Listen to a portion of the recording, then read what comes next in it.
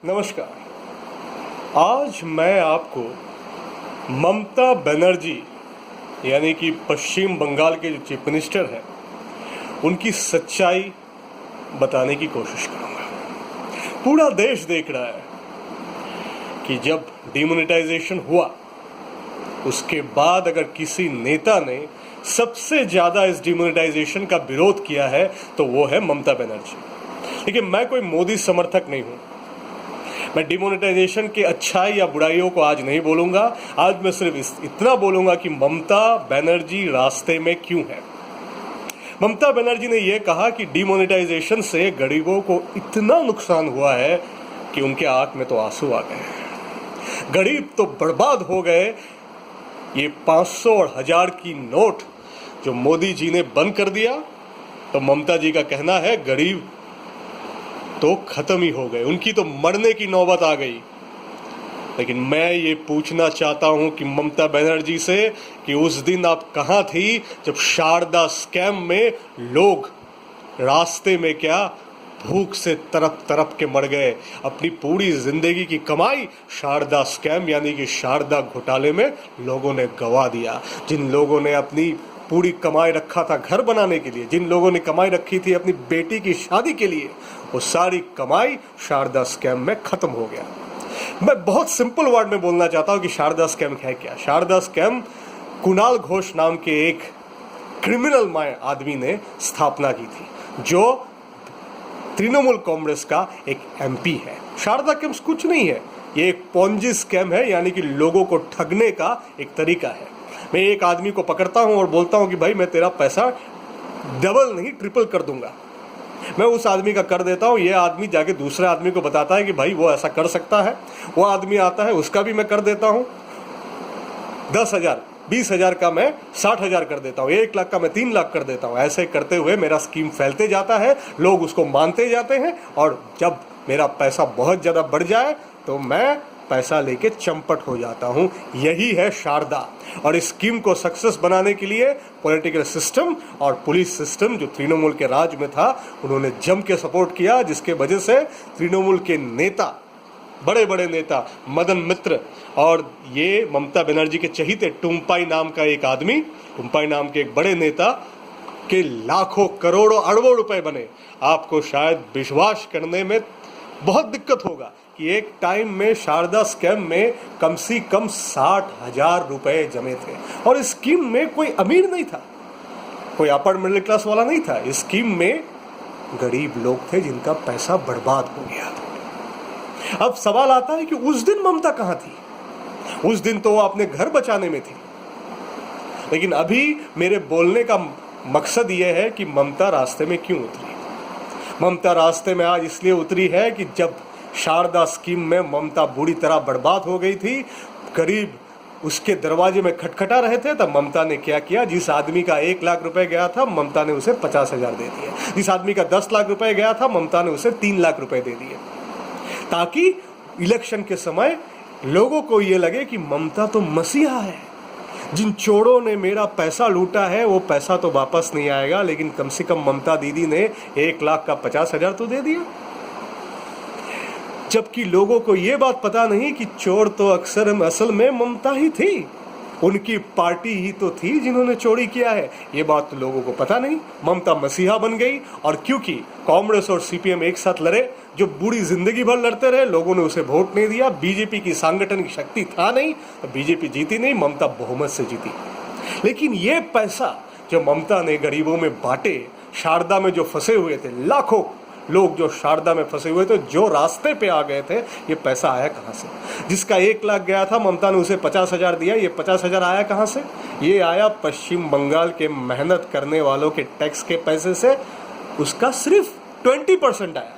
Suppose एक आदमी का 10 लाख रुपए गया तो ममता ने उसे 3 लाख रुपए दे दिए। ये 3 लाख आया और 3 लाख का 20% आया गरीब, जो पश्चिम बंगाल के मेहनत करने वालों का टैक्स के पैसे से आया। कुछ टैक्स तो पश्चिम बंगाल के लोग भी भरते होंगे। और बाकी 80% कहाँ से आया पता है आपको। और ये तथ्य कहता है कि बाकी पैसा आया जमात इस्लामी जैसे संगठन जो टेररिस्ट के काम चलाते हैं, बांग्लादेश में ये पैसा यहाँ पे आया। बर्धमान का बॉम्ब ब्लास्ट इस बात का प्रूफ है कि ये पैसा जमात इस्लामी का है। जमात इस्लामी ने यहाँ पैसा डाला। आप एक बात आप समझ लीजिए, ये सारे ऑर्गेनाइजेशन किसी धर्म के नहीं होते, ये एक तरह का बिजनेस है।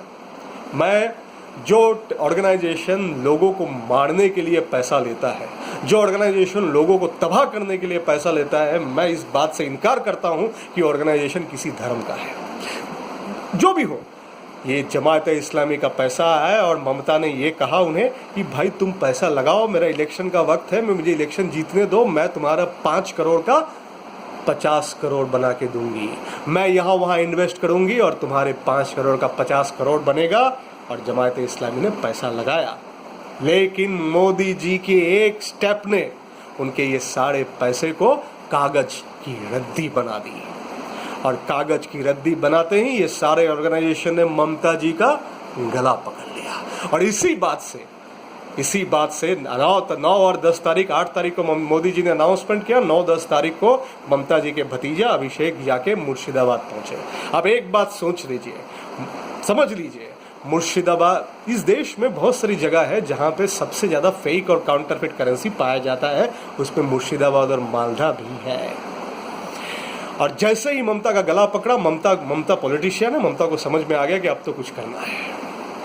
अभी उसके पास बहुत अच्छा चारा था, 5 साल तक उसे सीएम पद से कोई हिला नहीं सकता था, इसलिए ममता नेशनल लेवल की लीडर बन सकती थी। साथ में वो ये भी दिखा सकती थी जमात इस्लामी जैसे ऑर्गेनाइजेशन जिसका पैसा वेस्ट बंगाल में लगा है कि मैंने तो अपना भरपूर कोशिश किया। तुरंत ही ममता दिल्ली चली गई, नेशनल लेवल की लीडर भी बन सकती है और साथ में ये भी दिखा सकती है कि जमात इस्लामी जैसे ऑर्गेनाइजेशन जिनका पैसा वेस्ट बंगाल में फंसा हुआ है कि मैंने अपने तरफ से भरपूर कोशिश किया है। और तीसरी बात जो एक कंट्रोवर्सी थ्योरी है और बहुत लोग जो मेरे क्लोज जर्नलिस्ट फ्रेंड जो ऑनेस्ट जर्नलिस्ट है, ये एनडीटीवी, CNN, IBN जैसे डिसऑनेस्ट कांग्रेस के पिट्ठू जर्नलिस्ट नहीं, वो कहते हैं कि अब ये पैसा दिल्ली में भी फ्लो होगा ममता दीदी के भाई अरविंद केजरीवाल के थ्रू।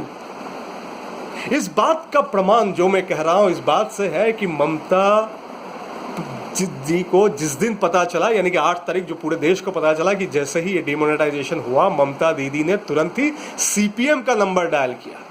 उसने किसी को नहीं, जिस सीपीएम को उसने पूरे इलेक्शन में गाली दिया, उस सीपीएम को डायल किया कि मुझे सपोर्ट चाहिए। और ये क्यों? क्योंकि सीपीएम भी तो 35 साल से जमात इस्लामी जैसे ऑर्गेनाइजेशन से पैसे लेके वेस्ट बंगाल में इलेक्शन जीतता था। वेस्ट बंगाल का अगर आप इलेक्शन या पॉलिटिक्स समझेंगे तो उसमें 3 ही लेयर है। पहला लेयर में ममता जैसे बड़े लीडर्स हैं, दूसरे लेयर में ऐसे लोग हैं जो बाहर से साफ है और अंदर से तो आपको मार भी सकते हैं, और चौथे में है और तीसरे में है वो कैडर यानी ऐसे लोग जिनको पैसा दे दो तो बस जला डाले, जिनको पैसा दे दो तो सब कुछ तोड़ फोड़ डाले। तो एक बात आपने नोटिस किया, पूरा डिमोनेटाइजेशन हो गया, ममता रास्ते पे आ गई, लेकिन ममता के किसी कैडर ने पूरे पश्चिम बंगाल में एक भी बस नहीं तोड़ा। नहीं तो पहले तो छोटी बात हो जाती थी, ममता के कैडर जाके बस तोड़ दे, बिल्डिंग तोड़ दे, ये तोड़ दे, वो तोड़ दे। इनफैक्ट पूरे देश में नहीं हुआ। ये इसलिए नहीं हुआ क्योंकि अब चीजें आसान नहीं है ममता के लिए। ये ऑर्गेनाइजेशन अब ममता को पूछ रही है, भाई 5 करोड़ लगाए तुमने, तो 50 करोड़ बोला था, तुम तो 5 करोड़ का 10 करोड़ भी नहीं कर पाओगी। तो ममता ने सीपीएम को डायल किया। सीपीएम के बहुत सारे नेता ममता के साथ जाने के लिए तैयार थे, अगर पहले 3-4 दिन की न्यूज आप पढ़ेंगे तो। लेकिन बाद में सीपीएम के जो बुद्धिजीवी है उनको ये समझ में आया कि ममता तो चाल में फंस गई है। उन्होंने जमात इस्लामी को फोन घुमाया कि भाई तुम लोगों ने 35 साल का रिश्ता तोड़ के ममता का साथ दिया, आज देखो ममता तुम्हारे पैसे डुबो देगी।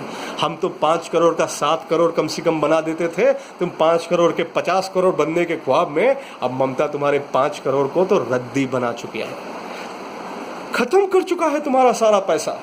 तो मैं ये कहता हूं कि डिमोनेटाइजेशन से चाहे कुछ फायदा हो ना हो, क्योंकि मैं बीजेपी लॉयलिस्ट भी नहीं हूँ, ना मैं कांग्रेस हूँ, मैं एक आम आदमी हूँ, एक आम मेहनत करने वाला आदमी हूँ।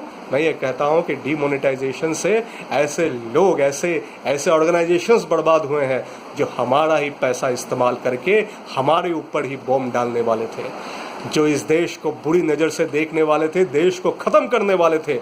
और ऐसे चैनल से जैसे ममता बनर्जी जो पॉलिटिक्स के लिए कुछ भी कर सकती है, उन चैनल, उन ऑर्गेनाइजेशंस का तो खात्मा हो गया, खत्म हो गए वो। अगर आप इस बात को समझ सकते हैं तो मैं ये कहता हूं कि एक बार ठंडे दिमाग से जो मैंने कहा उसे थोड़ा ध्यान से सोचिए और आपको मिलेगा कि इस बात में पूरी सच्चाई है। इस बात में पूरी सच्चाई है। हम लोग क्या करते हैं, स्कैम्स जो होता है उसकी गहराई में नहीं जाते, क्योंकि हम पेपर को पढ़ते हैं, पहले अक्षर पढ़ते हैं, कोयला स्कैम, 2G स्कैम, लेकिन हम उस स्कैम को पढ़ के इतना फ्रस्ट्रेट हो जाते हैं, हम सोचते हैं कि ये क्या हो रहा है करके, हम उसके गहराई में नहीं जाते। अगर आप गहराई में जाएंगे तो आपको सारी चीज़ समझ में आएगा।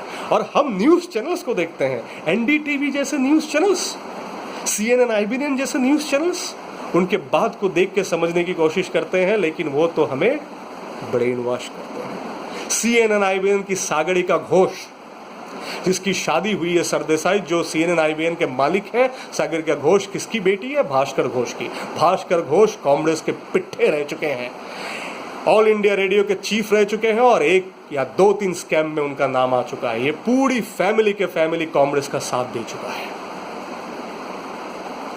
NDTV के प्रणय राय जो उसके स्थापक है, उनकी वाइफ बृंदा करट जो CPM के एक बहुत बड़ी लीडर है और उनकी बहन है। बरखा दत्त के बारे में तो शायद आप सब कुछ जानते हैं। बरखा दत्त को, जिसको कांग्रेस ने पद्मश्री दिलाया, असल में तो एक दलाल है जिसने 2G स्कैम में कॉर्पोरेट हाउस और मिनिस्ट्री के बीच में दलाली का काम किया। अब इन न्यूज़ चैनल वालों से आप न्यूज़ सुनेंगे तो क्या सच्चाई मिलेगी? इसलिए एक बार अपने दिमाग से, ठंडे दिमाग से सोचिए कि ममता आज रास्ते में क्यों है। तो मैंने जो बताया उसके बाद आपको मिलेगा इस बात में सच्चाई है। इस बात में सच्चाई इसीलिए है कि मैंने जो कहा उसका सारा तथ्य आपको मिलेगा। बर्धमान ब्लास्ट जो हुआ था उससे लेके शारदा की पूरी गहराई में जाएंगे। आज लोग कहते हैं कि बीजेपी का एक नेता ने 500 करोड़ खर्चा किया। तृणमूल के सारे नेता कहते हैं, ये डेरिक ओब्रायन जो अपने को क्रिश्चियन कम्युनिटी का बहुत बड़ा लीडर समझता है, असल में वो क्रिश्चियन कम्युनिटी से उसे कोई प्यार नहीं है, वो बहुत बड़ा फायदेमंद है। शारदा स्कैम में उसका कितना पैसा फंसा हुआ है। तृणमूल का एक लीडर मदन मित्रा ने अपनी बेटी की शादी में 200 करोड़ खर्चा किया और सारा पैसा शारदा का है। उस दिन तो ममता बनर्जी के आंख में जरा भी आंसू नहीं आए। तो आज ये मगरमच्छ के आंसू से, ये नाटक से आप अपने को मत बहकाइए और ये नाटक करने वाले का पर्दाफाश कीजिए। धन्यवाद। Thank you.